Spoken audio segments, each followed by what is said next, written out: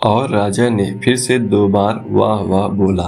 पुराने जमाने की ये कहानी बहुत ही दिलचस्प और बड़ी सीख देने वाली है। उस जमाने में राजाओं का राज हुआ करता था। भिन्न भिन्न प्रकार के राजा हुआ करते थे और विभिन्न प्रकार की उनकी आदतें हुआ करती थी।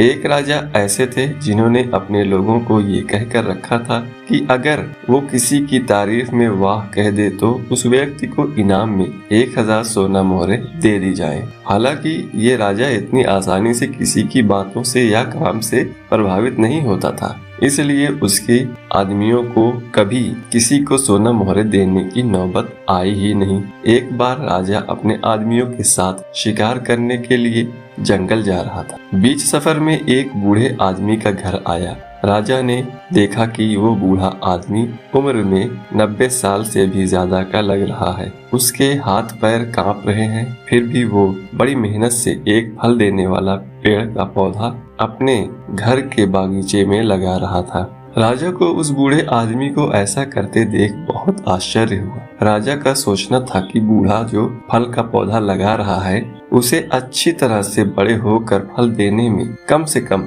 10 साल लग जाएंगे। बूढ़े आदमी की हालत देखकर लगता था कि वो शायद ही 1-2 साल और निकाल पाएगा। फिर बूढ़ा आदमी क्यों इतनी मेहनत और तकलीफ उठा रहा है। राजा अपने आदमियों के साथ उनके पास पहुंचा और उसने यही प्रश्न बूढ़े आदमी से किया। तो बूढ़े ने कहा, महाराज, अगर यही सोच मेरे दादा परदादा रखते तो आप मेरे बागीचे के इन कई पेड़ों को जो मेरी उम्र के थे तब लगाकर गए थे शायद यहाँ नहीं देख पाते और ना ही मुझे उनसे फल खाने के लिए मिलते। जैसे मेरे दादा परदादा ने मेरे बारे में सोचकर उन पौधों को लगाया था, मैं भी अपने बच्चे और बच्चों के बच्चों को ध्यान में रखकर इस पौधे को लगा रहा हूँ। मेरे पूर्वजों ने उनका फर्ज अदा किया था, अब मैं मेरा फर्ज अदा कर रहा हूँ। राजा ने जैसे ही बूढ़े आदमी के विचार सुने तो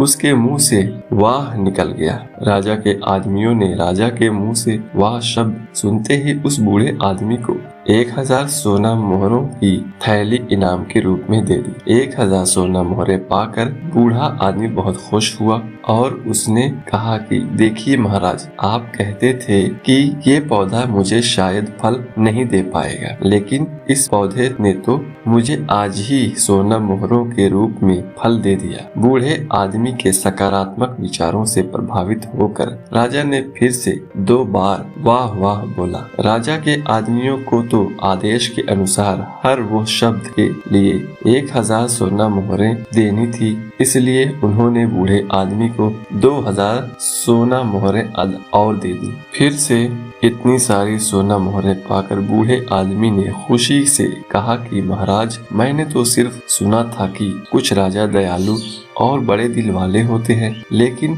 मेरी इतनी उम्र हो गई फिर भी कभी देखा नहीं था, लेकिन आज पहली बार आपको देखा तो उस बात पर विश्वास हो गया। राजा के मुंह से अपनी तारीफ सुनकर लगातार 3 बार वाह वाह वाह निकल गया और बूढ़े आदमी को 3000 सोना मोहरें और मिल गई।